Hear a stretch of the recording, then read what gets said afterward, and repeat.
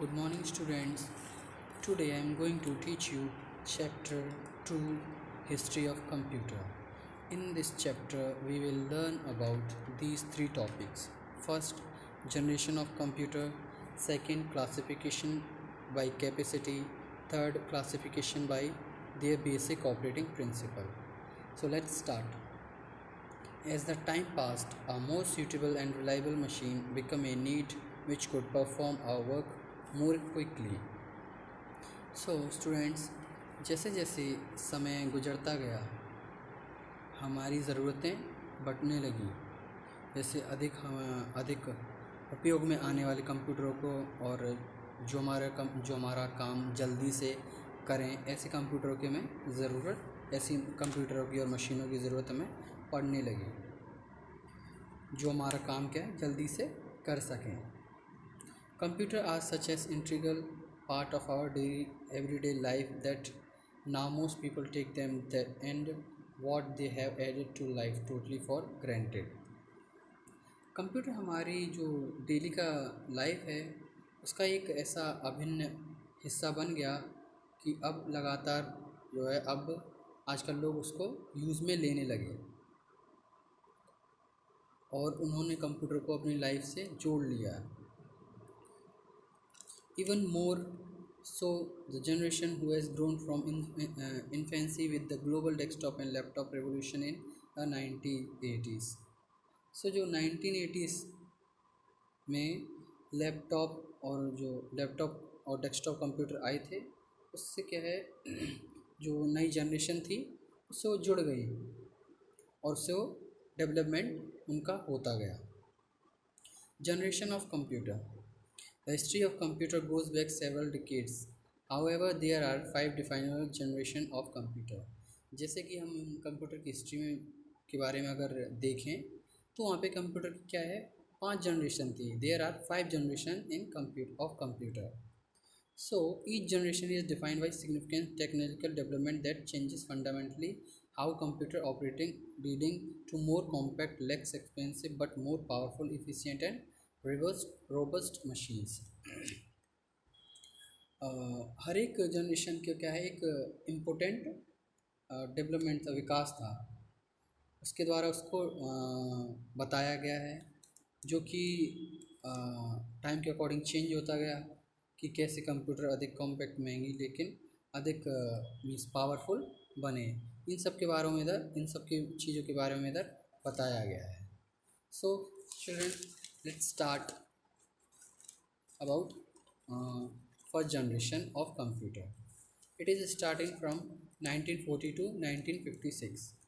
So the computer manufactured between 1940 to 1956 were called first generation computer.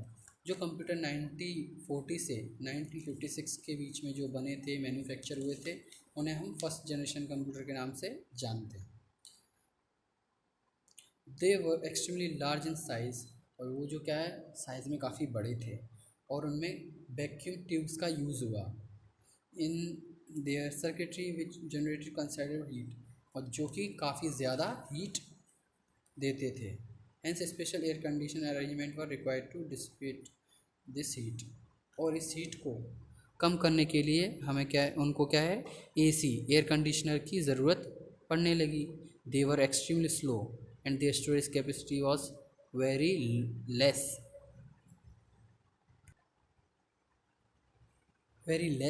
compared to today's computer. Means ये काफ़ी महंगे भी थे लेकिन क्या है इनकी जो काम करने की पावर थी काफ़ी स्लो थी। जैसे कुछ भी काम अगर हम करेंगे तो उसे काफ़ी टाइम लेते थे करने में और इनकी स्टोरेज कैपेसिटी होती थी वो भी काफ़ी कम थी आज के कंप्यूटर को अगर देखें तो। In this computer punch cards were use to enter data into the computer. ये जो जनरेशन थी इसमें पंच कार्ड्स का यूज़ हुआ।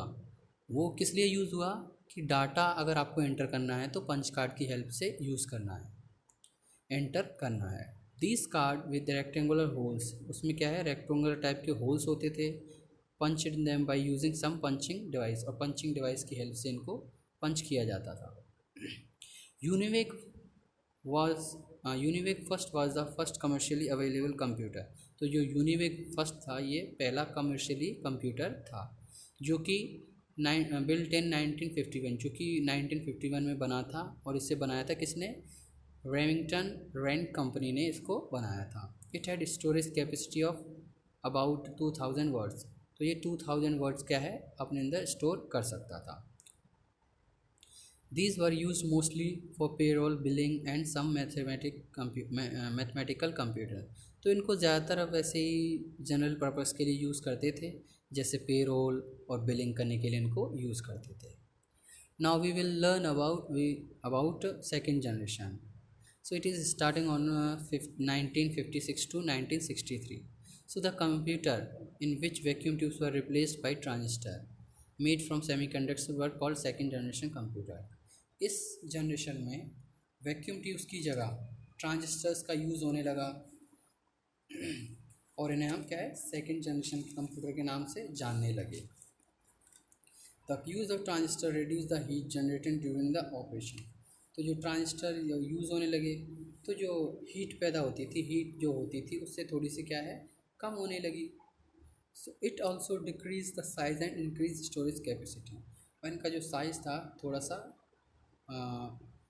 फर्स्ट जनरेशन के कंप्यूटर की अपेक्षा कम था और इनकी स्टोरेज कैपेसिटी फर्स्ट जनरेशन की अपेक्षा में थोड़ी ज़्यादा थी। It required less power to operate and work must faster than first generation computer. तो जो इलेक्ट्रिसिटी जो पावर जो लेते थे फर्स्ट जनरेशन के कंप्यूटर के मुकाबले थोड़ा कम लेते थे। So magnetic media was being use as an auxiliary storage of data. जो मैग्नेटिक मीडिया थी वो क्या है ऑक्सिलरी स्टोरेज ऑफ डाटा को यूज़ करने लगी, ऐसे यूज़ होने लगा। This computer use high level languages for writing computer program. तो ये जो सेकेंड जनरेशन के कंप्यूटर थे हाई लेवल लैंग्वेज को यूज़ करते थे कुछ भी राइटिंग करना है तो लैंग्वेजेस थी फोर्ट्रन एंड कोबोल। ये जो दोनों लैंग्वेज थी वो राइटिंग के लिए यूज़ होने लगी। Now third generation of computer it started from 1964 to 1971। The third generation computer started in 1964।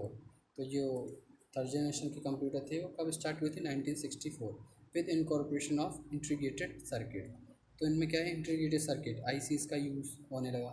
ICs is a monolithic circuit comprising a circuitry equivalent of tens of transistor on a single chip semiconductor having a small area number of pins for external circuit connections। तो इसका जो क्या है कि ICs वो क्या 10 transistor जो second generation में ट्रांजिस्टर होते थे यूज़, लेकिन जो थर्ड जनरेशन है उसमें ट्रांजिस्टर की जगह आईसीज होने लगी यूज़। जो कि जहाँ मान लो फॉर एग्जांपल के लिए कि जहाँ 10 ट्रांजिस्टर लगेंगे वहाँ एक ही आईसी में काम हो जाएगा, तो 10 ट्रांजिस्टर की जगह एक आईसी का यूज़ हो जाएगा। IBM 360 series computer in this generation had provision of faculty time sharing and multi programs also। तो IBM 360 series इस जनरेशन में क्या है आई इसने मल्टी प्रोग्राम को शेयर किया। Now these were small in size. और ये जो कंप्यूटर काफ़ी साइज़ में छोटे थे एंड इफेक्टिव थे। अगर उनसे कंपेयर करें तो ये काफ़ी साइज़ में छोटे थे और इनकी स्टोरेज कैपेसिटी भी अच्छी थी और इनकी स्पीड काम करने की स्पीड भी काफ़ी ज़्यादा बढ़ गई।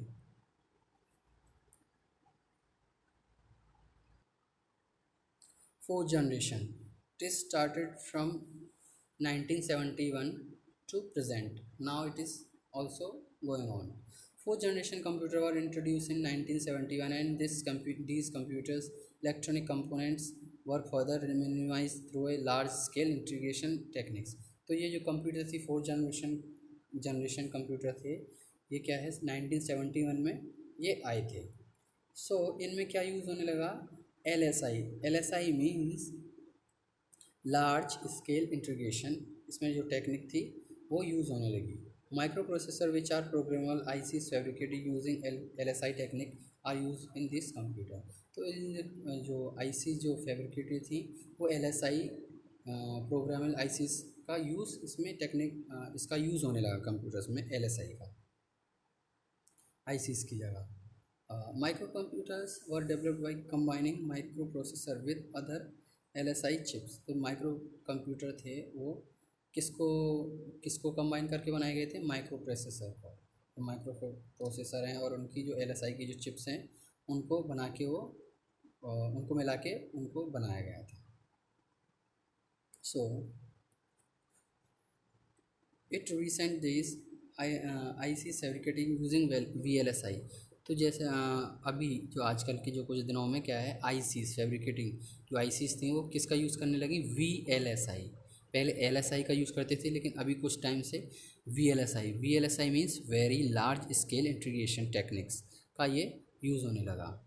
Not only that the speed of this computer is also very high. इसके लिए नहीं कि उनकी स्पीड काफ़ी हाई थी, but compare to earlier computer, उनकी अपेक्षा करें तो उनकी तुलना अगर कंप्यूटर से की जाए तो वो काफ़ी अच्छे थे और उनकी स्पीड भी काफ़ी बढ़ गई।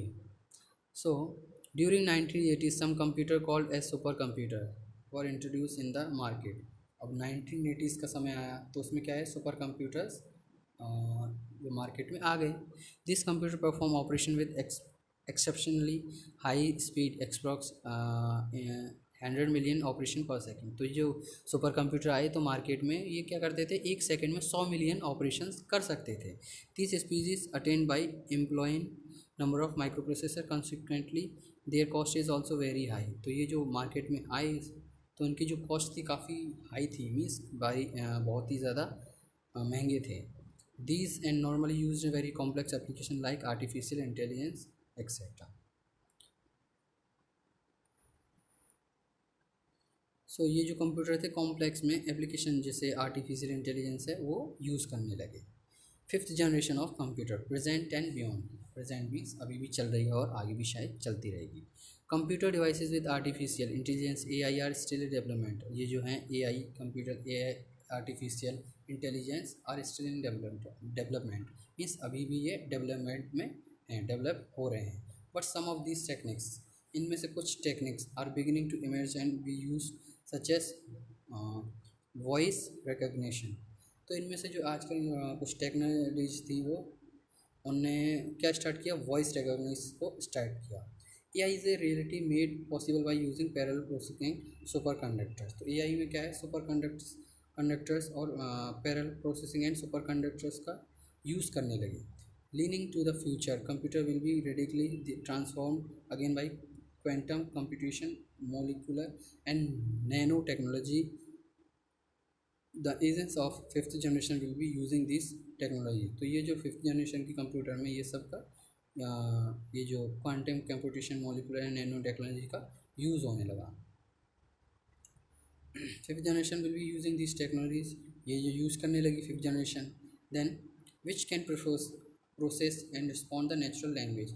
वो जो क्या है ये जो वो थी फिफ्थ जनरेशन की कंप्यूटर थे वो नेचुरल लैंग्वेज का यूज़ करने लगे and have capability to learn and organise themself. और उनमें क्या कैपेबिलिटी मतलब ऐसी क्षमता थी किसी भी खुद से ही वो ऑर्गेनाइज कुछ भी काम करना है तो वो ऑटोमेटिक कर सकते थे। क्लासिफिकेशन बाय कैपेसिटी मीन्स अब इनकी कैपेसिटी के अकॉर्डिंग इनको डिवाइड किया गया है। Computer can be classified according to their capacity. Computer को उनकी कैपेसिटी के अकॉर्डिंग उनको डिवाइड किया है। Computer capacity is currently measured by the number of application. उनके एप्लीकेशन के अनुसार इनको अकॉर्डिंग इनको क्लासिफाइड भी किया गया है that can run rather than the volume of data is process. और इनकी स्पीड के अकॉर्डिंग भी इनको डिवाइड किया गया है। So this classification is done as follow. ये कुछ क्लासिफिकेशन दे रखी है। First micro computer. The micro computer has the lowest level capacity. तो माइक्रो कंप्यूटर थे उनकी क्या है जो कैपेसिटी थी काफ़ी लो थी। The machine has memories that are generally made of semiconductor fabricated on silicon chips. तो जो मशीन थी उनकी जो मेमोरी थी वो जनरली मेड ऑफ सेमीकंडक्टर के जो फैब्रिकेट था सिलिकॉन चिप्स से वो मिलके बना था।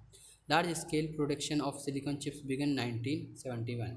तो जो large scale production of silicon chips थी वो कब आई थी, 1971। And this has been to great use in production of micro computer. तो ये इनमें माइक्रो कंप्यूटर्स में यूज़ हुई। So the computer is digital computer system that controlled by a stored program that uses a microprocessor. तो ये जो computer थे program store करने के लिए क्या यूज़ करने लगे, माइक्रो प्रोसेसर का यूज़ करने लगे। किसके लिए? प्रोग्राम को स्टोर करने के लिए। एग्जांपल के लिए programmable read only memory, ROM and random access memory, इन दोनों जो मेमोरी हैं इनका इधर यूज़ होने लगा माइक्रो कंप्यूटर्स में। किसके लिए? कुछ भी स्टोर करने के लिए।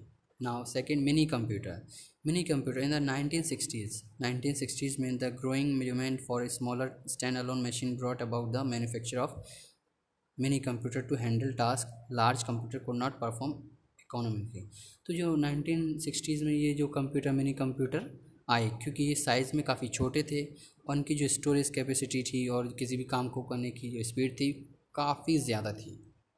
सो mini computer system provide faster operating speed and largest storage capacity. So इनकी स्टोरेज कैपेसिटी काफ़ी बढ़ गई। Then micro computer system, this type of computer system is very flexible and can be expanded meet and the needs of user. जो इससे मतलब ये है कि जो यूज़र की ज़रूरत थी उनको ये माइक्रो कंप्यूटर मिनी कंप्यूटर उनको ज़रूरतों को थोड़ा सा पूरा करने लगे। Now, medium size computers provide faster operating speed and larger storage capacity than many computer system.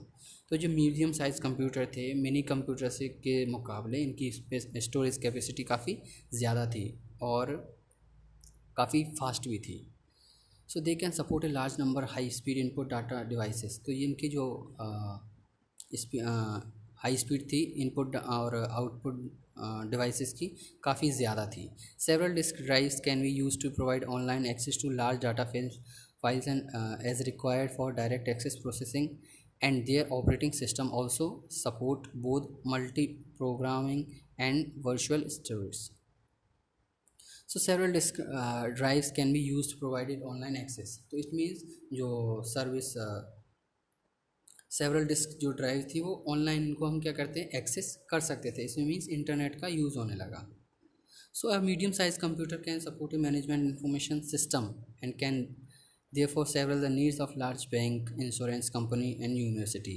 तो इन सब चीज़ों में इनका यूज़ होने लगा मीडियम साइज कंप्यूटर्स का, जैसे बैंक है, इंश्योरेंस कंपनी और university. They usually have memory sizes ranging from 32K to 512K bytes. The IBM System 370, Borg's 3500 system and NCR Century 200 system are the examples of medium-sized computer.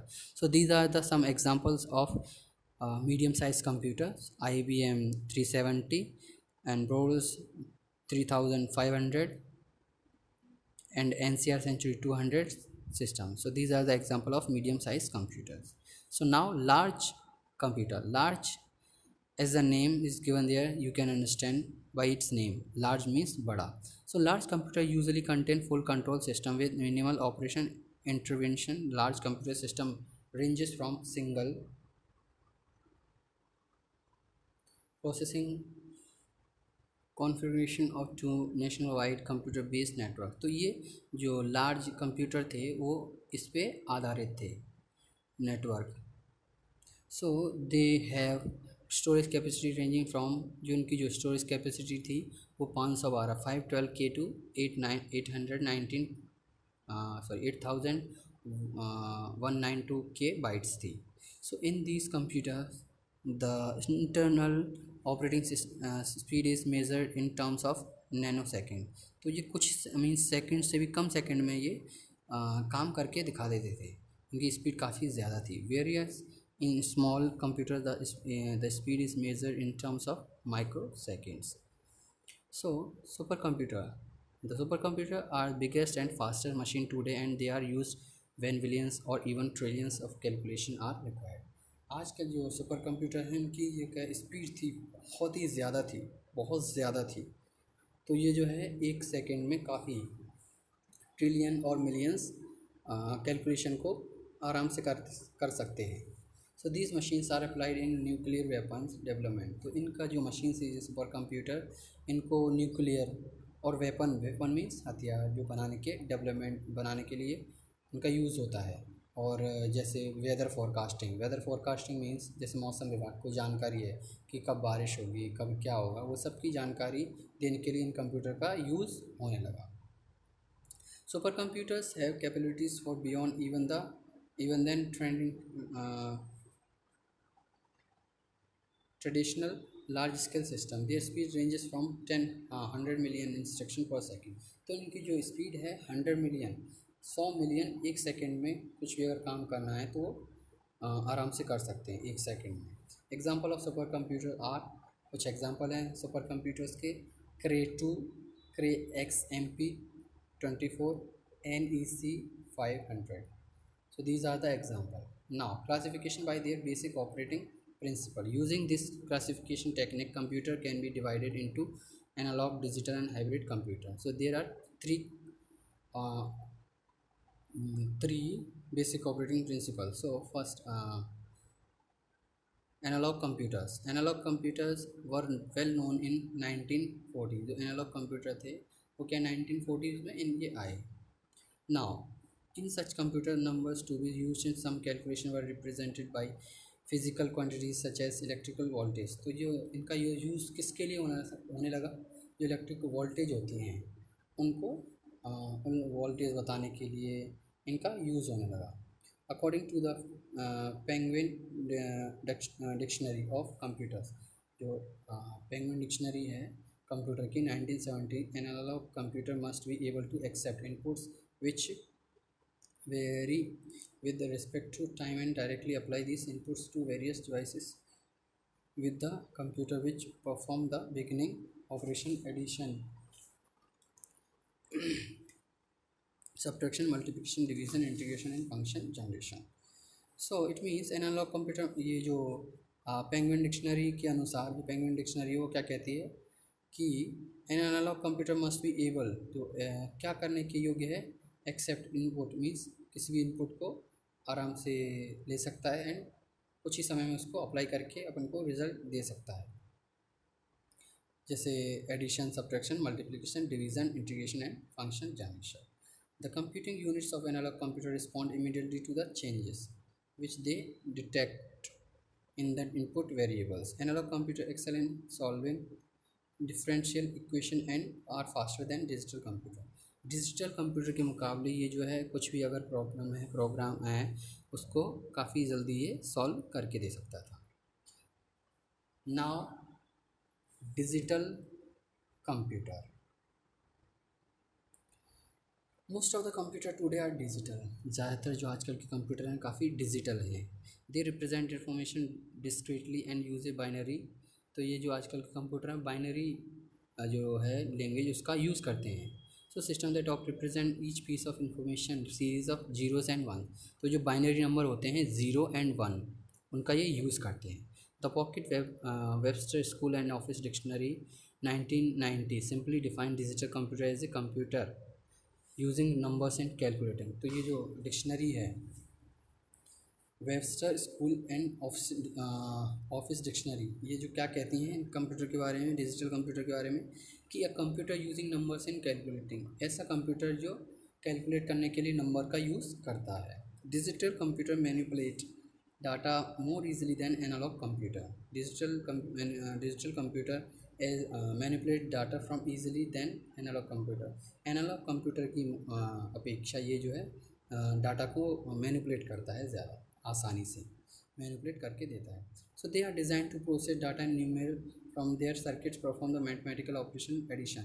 तो ये जो computer क्या है कुछ भी operation है जैसे एडिशन, सब्ट्रैक्शन, मल्टीप्लिकेशन, डिवीज़न, ये क्या है बड़ी आराम से कर सकता है. Because digital information is discrete and can be copied exactly but it is difficult to make exact copies of analog information. लेकिन जो एनालॉग कंप्यूटर की जो इन्फॉर्मेशन है वो सेम की सेम इसको कॉपी करने में थोड़ी सी प्रॉब्लम आती है. Hybrid computers are machines that can work as both analogue and digital computer. Hybrid computer जो है कि एनालॉग और डिजिटल कंप्यूटर के जैसे क्या है काम करते हैं. Such computer are used in medical and surgery. तो इनका यूज़ मेडिकल और सर्जरी करने में इनका यूज़ होता है. So you have to find exercise. This is your homework. Thank you.